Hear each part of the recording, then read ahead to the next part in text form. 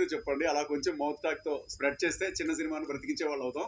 Sorry sir, ఏదో అసెంబ్లీలో మధ్యలో దూరిపోయాను. మీరు ఏదో ఎక్స్ప్లెయిన్ చేయండి. సో మీకు ఎలా అనిపించింది సినిమా? హానెస్ట్గా చెప్పండి, పర్లేదు.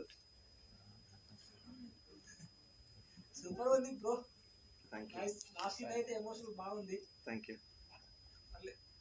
జస్ట్ ఫీడ్బ్యాక్ తెలుసుకుందామని చెప్పేసి నేను just sorry for that.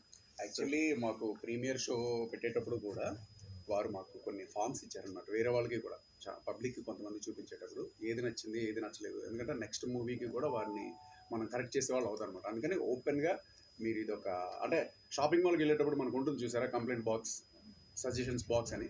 So please give me అంటే వారికి మీ సజెషన్స్ ఇస్తే వారిని ఇంకా కరెక్ట్ చేసే వాళ్ళు అవుతారని నేను అనుకుంటున్నాను.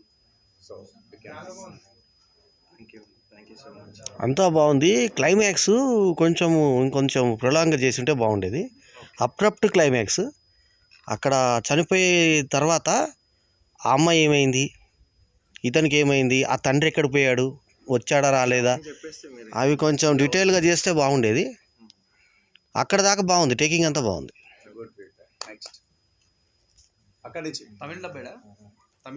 కాదు స్టేట్ సినిమాది. స్టేట్ సినిమా తెలుగులో చేశాను, తెలుగు సినిమా ప్రస్తుతానికి ఇదే అండి, ఇంకేం అనుకోలేదు. No end for love story బాగుంది క్యాప్షన్. ఓకే, క్లైమాక్స్ ఒక్కటే, మిగతా చాలా బాగుంది సినిమా. ఏనన్నది అదే సేమ్.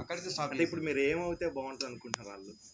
అంటే లైఫ్లో ఇది మర్చిపోయి ఇంకా అతను లైఫ్ లీడ్ చేస్తే బాగున్నాను అంటే కరెక్ట్. మళ్ళీ తన స్టడీ పైన గోల్ పెట్టుకున్నారా లేకపోతే మరి అమ్మాయి కోసమే అనేది అంటే అప్పుడే అయిపోయిందా అనిపించింది, అప్పుడే అయిపోయిందా అనిపించింది, అది ఫీల్. మంచి ఫ్రూట్ తింటున్నప్పుడు ఎలా ఉంటుందంటే, సో మన దగ్గర చాలా ఫ్రూట్స్ ఉన్నాయి అనుకోండి, సో మనకు ఆ టేస్ట్ అనిపించదు. మన దగ్గర ఒకే ఫ్రూట్ ఉంది అనుకోండి, ఇంకో ఫ్రూట్ ఉంటే బాగుంటుంది కదా అనిపిస్తుంది. సో మేము ఆ సెన్స్లో తీసాం. సో నథింగ్ రాంగ్, మీ ఒపీనియన్ మీరు చెప్పారు, నేను జస్ట్ అంటున్నాను, నేను చెప్తాను నేను ఒపీనియన్లో తీసాను. అంటే అమెచ్యూర్ క్లైమాక్స్ అదొకటి తప్ప మిగతా టేకింగ్ అంతా ఒక పెద్ద సీనియర్ డైరెక్టర్ తీసినట్టే ఉంది. ఆ తర్వాత ఎడిటింగ్ బాగుంది, మీ పేరు కూడా వేసుకున్నారు ఎడిటింగ్. పవన్ కళ్యాణ్ మీరు కలిసి చేసినట్టున్నారు.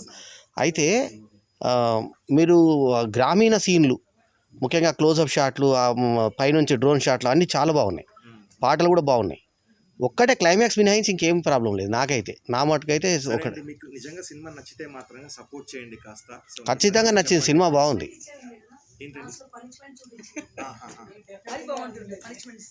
ఎవరికంటారు, అబ్బాయికా హీరోయిన్కా? ఎవరు వింటారండి, బుద్ధి చెప్తే మీరు చెప్పండి అసలు. ప్లస్ అమ్మాయి కొన్నిసార్లు నిజాయితీ కనిపించింది, కొన్నిసార్లు కొన్నిసార్లు అట్లా అన్నట్టు అనిపించింది. అంటే అర్థం కాలేదు అది ఏంటనేది.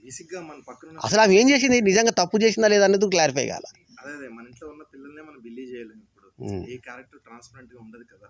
సో ఇప్పుడు మార్నింగ్ ఉన్నట్టు మనమే ఈవినింగ్ ఉన్నట్ల. సో బేసిక్గా ఏంటంటే కొంచెం రియలిస్టిక్ ప్రజెంటేషన్ ఇద్దామని ట్రై చేసాం. అదే, సో మీరు హానెస్ట్గా మీరు ఏమనుకుంటున్నారు, బుక్ మై షోలో మీ రివ్యూ ఇవ్వండి. సో కుదిరితే సపోర్ట్ చేయండి. ఏంటండి, thank you. Music re recording చాలా బాగుంది, విజువల్స్ చాలా బాగున్నాయి, లొకేషన్స్ బాగున్నాయి. మా ఊర్లోనే చేసాం అంతా. పుంగనూరు అనేది మీ ఊరా? అది 5,143 నిజంగా? లేదండి, 517247. అయితే 143 అనేది లవ్ మార్క్ అని పెట్టారని అనుకున్నా.